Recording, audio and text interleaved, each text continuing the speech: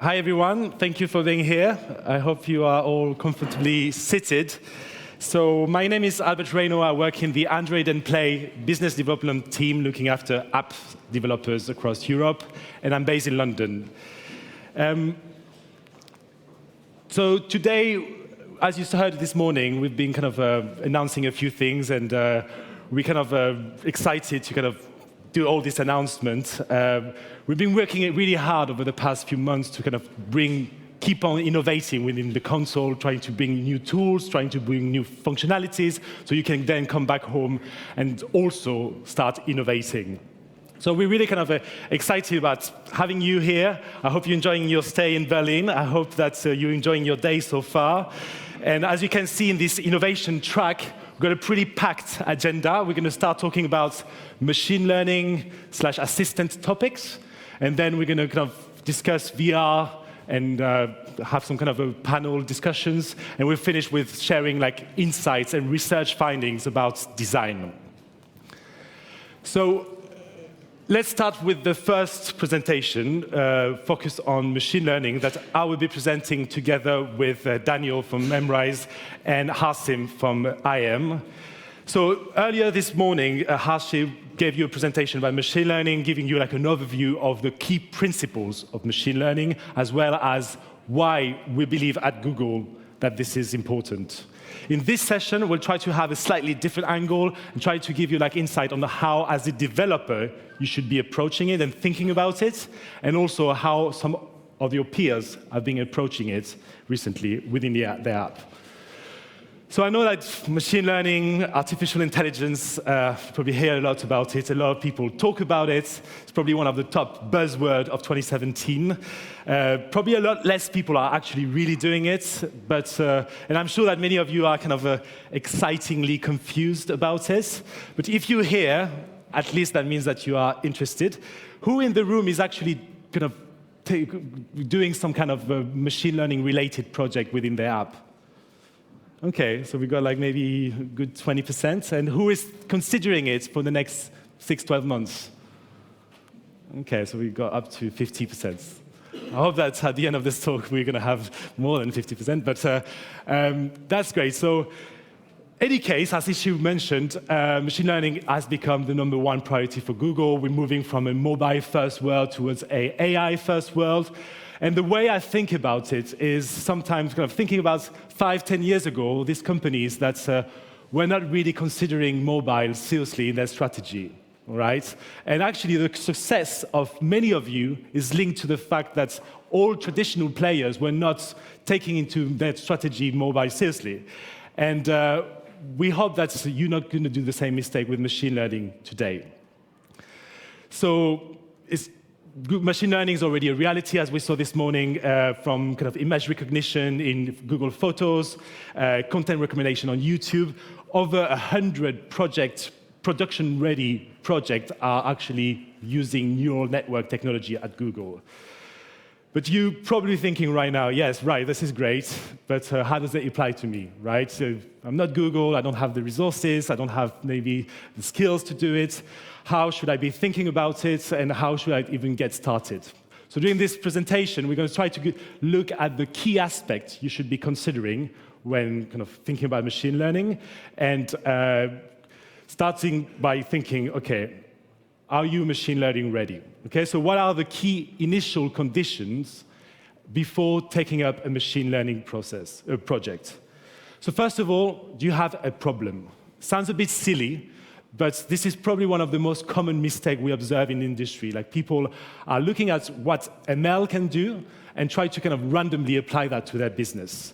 However, you should take the problem the other way around, right? You should look at your problems, and not simple problems, like mission-critical problems, and try to see how machine learning can help you solve these problems. This is important because you might end up building a great model, super successful machine learning feature, but it's useless because it's not solving a problem within your company.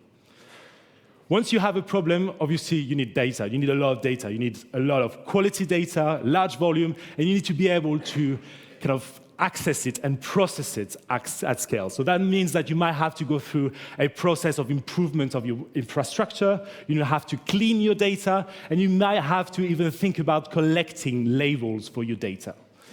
And finally, you need to identify the people that are going to execute this project within your companies. And if you don't have anyone, please don't feel discouraged straight away. There are a lot of resources online that are available to everyone to train your teams. Coursera, Udacity, YouTube, and all the kind of GitHub, et cetera, there's a lot of resources out there that you can leverage. But ideally, in an ideal world, what we tend to recommend is to combine two types of skills. On one hand, what we call data scientists, so people that are able to kind of conceptualize mathematical model that kind of take into account your business requirements.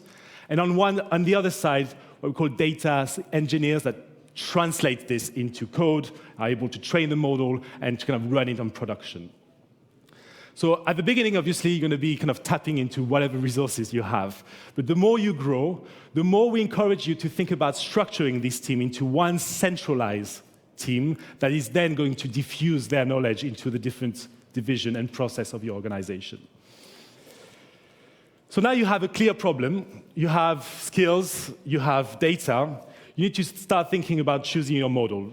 Hirschi this morning mentioned, kind of described a few of them, from image classification to reinforcement learning within self-driving cars. You need to choose your model, and even maybe a combination of several models, and it's often where the magic happens.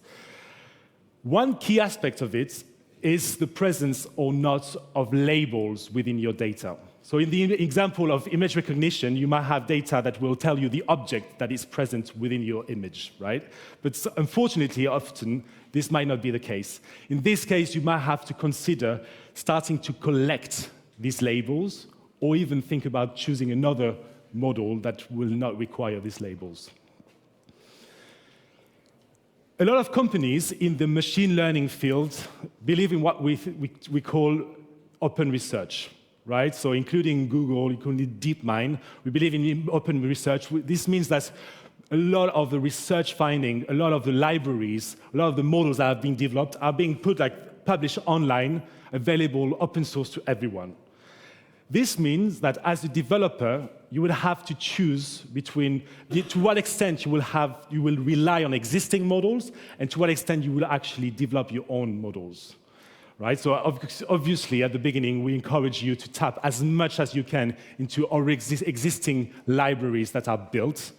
But quickly, you might realize that this doesn't really fit exactly your needs, and you might have to either train your own model with your own data, or even build your own custom model. As far as Google is concerned, this trade-off between simplicity and flexibility will also determine what technological solution you're going to be using. So as far as Google is concerned, we can help you along the whole spectrum. On the ready-to-use side of the spectrum, we've got a solution like Google Cloud Machine Learning APIs, which gives you cloud vision, speech and translate, and natural language APIs, as well as Action on Google that we're going to be discussing in the next presentation. But if this is not enough, one of the most commonly used framework by developer is TensorFlow. Hirschi mentioned it this morning. It has become the most common used machine learning framework. You can use it to build your own custom model. You can use it to train your own model. You have a lot of libraries available out there. You can run it on different processing units, on different cloud platforms, et cetera, et cetera. And as Hirschi mentioned this morning, we're going to be launching soon TensorFlow Lite, which will enable running machine learning models directly on device. With this, I will pass it over to Memrise and EyeEm, to Daniel and Harsim, who are going to share with you how they've been approaching machine learning within their own app. Thank you very much.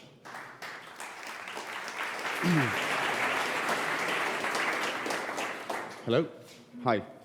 So thank you very much, Albert, and thank you for having us here. I think it's an amazing conference. Thank you very much. So Right, so my name is Daniel, I'm the CTO of Memrise, and if you don't know Memrise, we're one of the leading language learning apps in the world, with over 25 million users and 200 language combinations to learn from. We really strive to make language learning as joyful and effective as possible. And very recently, we won the best app on Google Play. We're very proud of this achievement. And today I'd like to talk to you about how we build product feature using machine learning. So I think Albert asked you guys how many people are interested or are playing around with using machine learning to build product, but how many of you actually have delivered product using machine learning? Right, so not as many. So it's obvious that everybody is really excited about the possibilities of machine learning, but it's not as easy to get from having ideas and using technology to get something out there. We're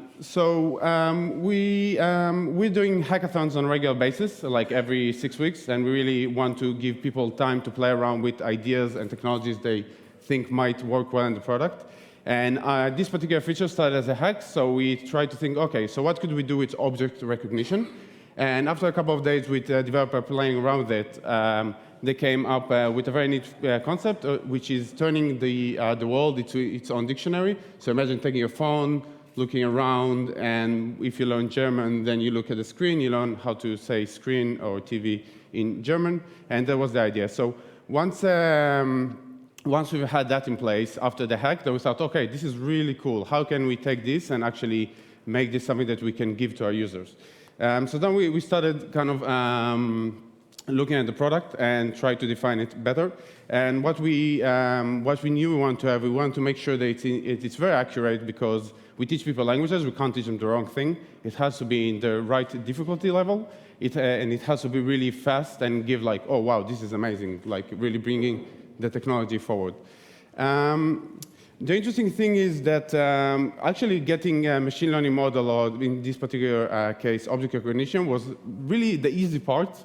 The more difficult part was to get it to recognize the right things. So if you guys look at that picture, what do you see? Yeah, so a guy, a man. If I look at that picture, actually I see James, who's one of the people that worked on this project. Now, we took this image and we gave it to Google Vision API, which is an amazing piece of technology. And this is what it came up with. So hair, facial hair, beard. Well, this picture is definitely very much fun, but I think that's not the first thing when we look at the picture we think at. So I think context is really, really important. It's not about recognizing objects, it's recognizing the right objects. And we spend most of the time really focusing on that. Once we, after playing around with a lot of models, and there are quite a few out there, we actually decided to train our own model. So we used, the baseline was using Inception v3, which is a model which exists, and on top of that, we trained our own model. So what we actually did is we got product managers to collect a lot of images. We first defined the images that we care about. So we do a lot of user surveys. We try to understand how our users use the app. And we know them oftentimes, for example, they use it at their homes. So we thought about, okay, so which objects are available in their immediate surrounding? So we tried to define that list of objects, which were in the hundreds, and then start collecting the images. And actually, product managers spend a lot of time collecting images from different sources. And we found out that actually we need quite a few examples. Some objects needed more than others. For example, people. So as you can see here, there's one example of hazardous QA engineer, which is not quite a hairdryer. Maybe it needs one, but so this was an example of something which was a bit difficult. And as you can see there is a picture of bicycle and a picture of glasses, and they both recognize as glasses. Something that we wouldn't imagine that you would never look at the bicycle and say, oh, it's glasses. But it's actually problems that emerge, and we had to do a lot of back and forth, collecting more and more images, focusing on amateur photography, and also different sizes and shapes of the objects that we really cared about. So there are a lot of interesting examples, as you can see in the slides, where there were problems. But by iterating and understanding what it is that we want to build and what we care about being the final result, we came up with a really neat product. So it's just a few images from the finished product. Actually, it recognized really nice things like airplanes and stuff like that. And now we're in the process of finding how to integrate it best with our product. So just a few lessons learned. I think, like I said, I think even with a really good model, different data sets really equal different products. So like we saw in the Google Vision API, it's not that it was wrong, it just gave us, we didn't give us what we wanted it to be. Really cared in our product, we wanted people to look around them and learn how objects are called. So really cared about single objects, how the user is experiencing it. And additional to that, I just want to say that I think machine learning, I think as Albert said as well, it's a tool. You want to educate people on how to use it. There's a lot of resources out there. Educate your teams and try to encourage them to use it and try to find the right problems that machine learning can solve. Thank you very much. And I hand it over to Hashi from EyeEm.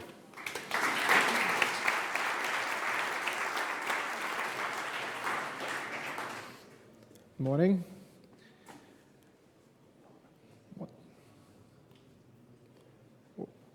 Today we're going to talk about how we use machine learning at EyeEm to help improve our workflow for the photographers.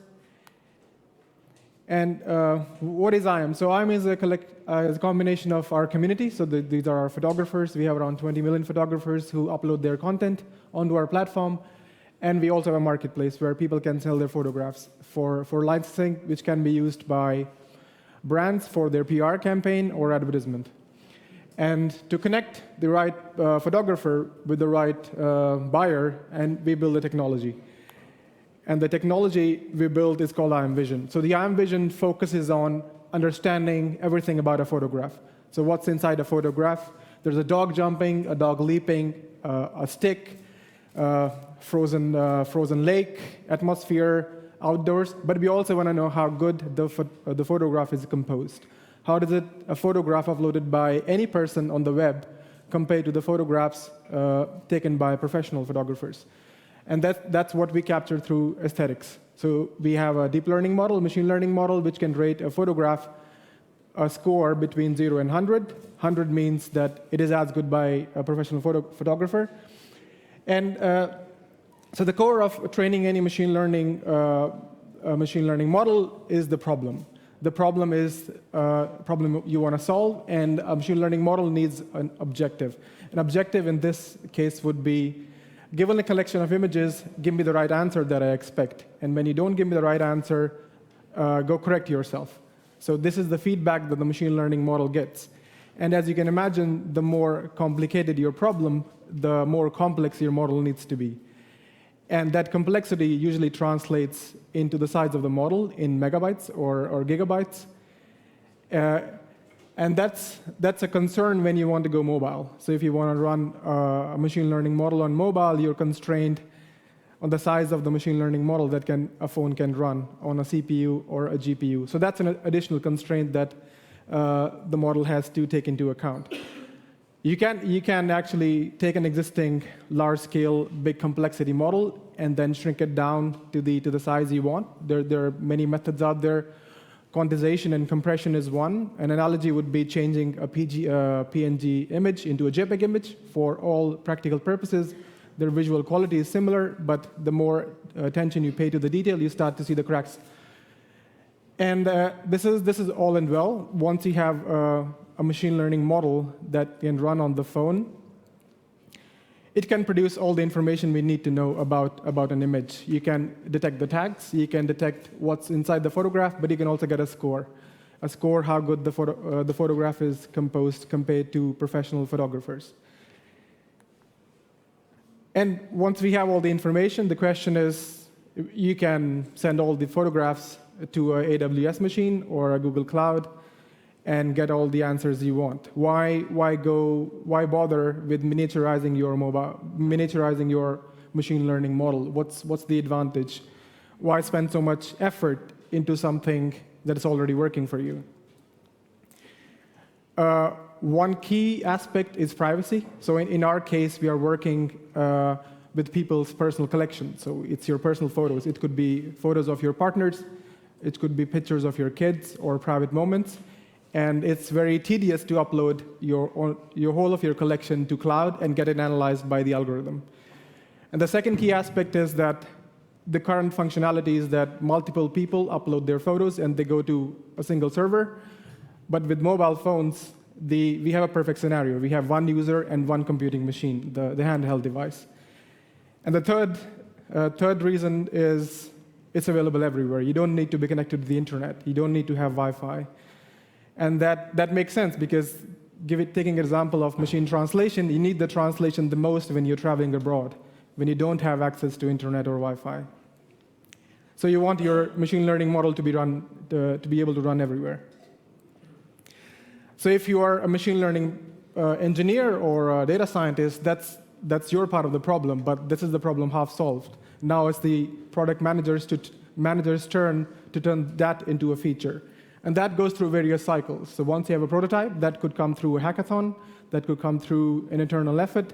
You build the first prototype, and you let the PMs play with it. And they can think about how they can use this machine learning model in a feature. And that's the place where either your client's team, the Android, iOS, and the designer come together to build a specific feature. And the next step is actually getting user feedback. So let real users of the app or the feature play with the model and get their feedback. And this is the critical part of actually retuning your machine learning model and collect a new data set. That new data set should reflect the feedback that you get from real users. And that the next stage is actually retraining your machine learning model to better fit. With that in mind, we launched a feature a few months ago called EyeEm Selects, which runs our deep learning models on the phone. It analyzes all your photo collection. You could have thousands of photos. And then it suggests what the best pictures you should upload to the platform. This makes sense. You don't want to upload your private photos. And also, if you're a new user to EyeEm, you see all the good photos and good photographers, and you get intimidated. What should I upload? Am I good enough? This machine learning model helps them find the best photos they can upload onto our platform. And this entirely runs on TensorFlow. We haven't yet moved to TensorFlow Lite, but it's going to come very soon. If you have a machine learning model, you can assess its performance by various metrics. There is precision, recall, top-end accuracy, but you also want to measure the performance based on how well your target feature is. And in our case, we wanted the users to upload not just more photos, but also better photos. And so when a user uploads a photo that is recommended by a machine learning model, we automatically add a hashtag to it called EyeEm Selects, and then we assess how does that photos with that hashtag compare to everything else we have on our platform. And we saw that people were actually uploading better content over time. I think that's it. If you have questions for us, please feel free.